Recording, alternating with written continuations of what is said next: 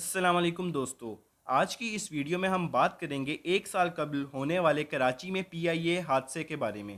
پاکستان کے وفاقی وزیر برائے ہوا بازی غلام سرور خان نے قومی اسمبلی میں مئی 2020 کے مہینے میں پاکستان کی قومی فضائی کمپنی کے تباہ ہونے والے حادثے کی ابتدائی رپورٹ پیش کی، جس میں انہوں نے کہا کہ پائلٹ اور معاون پائلٹ دونوں کی توجہ لینڈنگ کی بجائے کرونا وائرس کے موضوع پر مرکوز تھی۔ غلام سرور خان نے کہا ہے کہ پی کے 8303 کے حادثے کی ابتدائی رپورٹ کے مطابق جہاز میں کسی قسم کا کوئی نقص نہیں تھا اور نہ ہی پائلٹ نے کنٹرول ٹاور یا اے ٹی سی کو ایسی کوئی بات بتائی کہ جہاز میں کوئی مسئلہ ہے۔ ان کا کہنا تھا کہ جہاز اتارتے وقت پائلٹس نے اور اے ٹی سی نے بنیادی اصولوں کی پابندی نہیں کی۔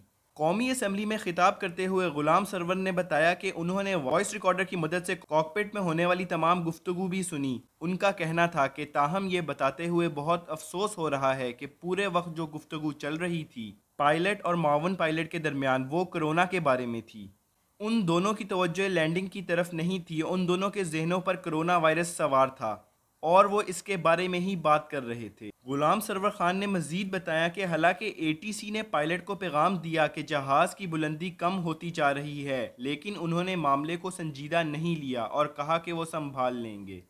غلام سرور کا کہنا تھا کہ پائلٹ کی توجہ نہیں تھی۔ ان کا مزید کہنا تھا کہ یہ بتاتے ہوئے افسوس ہو رہا ہے کہ جہاز بالکل ٹھیک تھا، لینڈنگ کا خود کار نظام لگا ہوا تھا، لیکن پائلٹ نے اسے ہٹا کر اپنے کنٹرول میں لے لیا۔ ان کا کہنا تھا کہ انکوائری رپورٹ کے حوالے سے مقامی ذرائع پر خبریں نشر ہوئی تھی، تاہم حکام نے ان کی تردید کرتے ہوئے کہا تھا کہ وہ حقائق پر مبنی نہیں۔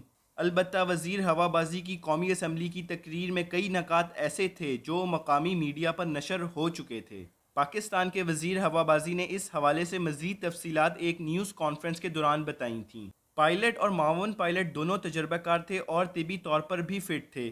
ابتدائی تحقیقات کے مطابق پرواز کے کریش ہونے سے پہلے آخری رابطے تک پائلٹ نے جہاز میں کسی قسم کی تکنیکی خرابی کی نشاندہی نہیں کی۔ رن وے سے 10 میل کے فاصلے پر جہاز کی 2500 فٹ کی بلندی ہونی چاہیے تھی، تاہم یہ جہاز اس وقت 7220 کی بلندی پر ہی تھا۔ وزیر ہوا بازی غلام سرور کا کہنا تھا کہ فلائٹ کنٹرول نے 3 دفعہ پائلٹ کی اس پر توجہ دلائی کہ بلندی زیادہ ہے اور لینڈنگ نہ کرے، لیکن اس کے باوجود پائلٹ نے کنٹرولر کی ہدایات کو یکسر نظر انداز کیا۔ غلام سرور نے مزید بتایا کہ رن وے سے 10 نیوٹیکل مائلز پر لینڈنگ گیئر کھولے گئے۔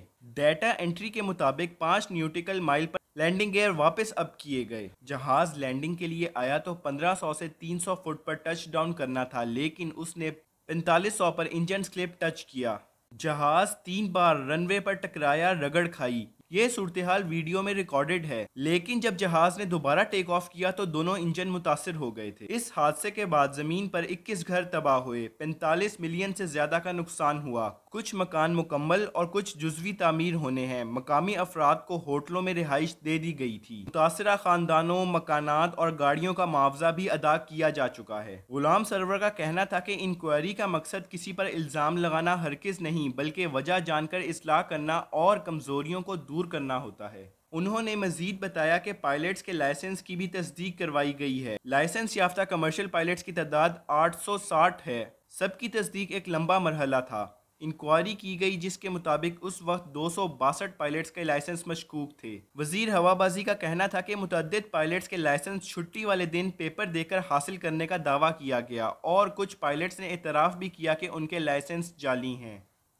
ان کا مزید کہنا تھا کہ ایسے تمام پائلٹس کو چارج شیٹ، شو کاز، ضابطے کی کارروائی شروع کر دی گئی تھی اور پاکستان میں موجود ایسے تمام پائلٹس کو گراؤنڈ کرنے کا فیصلہ کیا گیا تھا۔ جعلی لائسنس والے پائلٹس کے خلاف فوجداری مقدمات بھی درج کیے گئے تھے۔ وزیر ہوا بازی غلام سرور نے ماضی میں ہونے والے حادثات کا ذکر کرتے ہوئے ان کا کہنا تھا کہ ایئر بلو کریش میں بھی کیبن کریو کا نان پروفیشنل اور قواعد پر عمل نہ کرنا تھا اور ہوجا ایئر لائن میں بھی پائلٹ کی غلطی کا بنیادی کردار تھا، تاہم ویلیاں کریش میں طیارے میں تکنیکی خرابی وجہ بنی تھی۔ قومی اسمبلی میں رپورٹ پیش کرتے ہوئے غلام سرور خان نے کہا کہ حادثے کے دن ہی انکوائری کمیشن تشکیل دے دی گئی تھی۔ وزیر ہوا بازی نے کہا کہ انکوائری شفاف انداز میں ہو رہی تھی، تاہم حادثے کی مکمل رپورٹ تیار ہونے میں 1 سال کا وقت لگ سکتا ہے۔ ان کا کہنا تھا کہ مطالبہ آیا تھا کہ پائلٹس کو بھی انکوائری کمیٹی کا حصہ بنایا جائے، جس پر 2 پائلٹس کو کمیٹی کا حصہ بھی بنایا گیا تھا۔ وفاقی وزیر غلام سرور نے مزید بتایا کہ بدقسمتی سے پی آئی اے کے 4 پائلٹس کی ڈگریاں جعلی نکلی تھیں۔ جبکہ انہوں نے اپنے خطاب میں دعویٰ کیا کہ 30% کے قریب پائلٹس کے لائسنس جعلی ہیں۔ غلام سرور کا کہنا تھا کہ بدقسمتی کی بات یہ ہے کہ پائلٹس کو بھرتی کرتے ہوئے انصاف نہیں ہوا اور میرٹ کو نظر انداز کرتے ہوئے سیاسی بنیادوں پر نوکریاں دی گئیں۔ نامہ نگار شہزاد ملک کے مطابق عبوری رپورٹ میں پاکستان انٹرنیشنل ایئر لائنز اور سول ایوییشن اتھارٹی کے حکام کو کلین چٹ نہیں دی گئی۔ اس رپورٹ میں ذکر کیا گیا تھا کہ طیارے کے پائلٹ نے لینڈنگ کے دوران پروسیجر پر عمل درآمد نہیں کیا اور اس ضمن میں ان کی خود اعتمادی بھی حادثے کی وجوہات میں شامل ہیں۔ اس رپورٹ کے مطابق جس وقت طیارے نے لینڈنگ کرنے کی کوشش کی تو اس وقت بھی اس کی بلندی مروجہ بلندی سے زیادہ تھی۔ اس کے علاوہ اس رپورٹ میں اس بات کا بھی ذکر کیا گیا ہے کہ جہاز کی لینڈنگ گیئر میں کوئی خرابی نہیں تھی۔ اس عبوری رپورٹ میں حادثے کا شکار ہونے والے اس طیارے کو اڑانے والے جہاز کے پائلٹ کا ڈیوٹی روسٹر اور حادثے سے کچھ دیر قبل کاکپٹ کرو اور ایئر ٹریفک کنٹرول کے درمیان ہونے والی گفتگو کو بھی شامل کیا گیا تھا۔ واضح رہے کہ وفاقی وزیر برائے ہوا بازی غلام سرور خان نے پی آئی اے کے چیف ایگزیکٹو کے ساتھ طیارہ حادثے کے بعد کراچی میں پریس کانفرنس میں یہ اعلان کیا تھا کہ اگر طیارہ حادثے کی تحقیقات میں ان کے محکمے پر ذمہ داری عائد کی گئی تو وہ اپنے عہدے سے مستعفی ہو جائیں گے۔ پی آئی اے کے طیارے کے حادثے کے بعد اب تک وزیر اعظم کی سربراہی میں 3 سے زیادہ اجلاس ہو چکے ہیں، جبکہ اس کے علاوہ متعلقہ وزیر کی سربراہی میں 1 درجن سے زیادہ اجلاس ہوئے ہیں۔ طیارہ حادثے کے بعد وزیر اعظم اور وزیر ہوا بازی کے درمیان 2 مرتبہ 1 on 1 ملاقات ہو چکی ہے۔ تو دوستو، یہ تھی ہماری آج کی ویڈیو۔ مزید ویڈیوز دیکھنے کے لیے سبسکرائب کریں ہمارے چینل کو اور بیل آئیکن پر کلک کریں۔ شکریہ، اللہ حافظ۔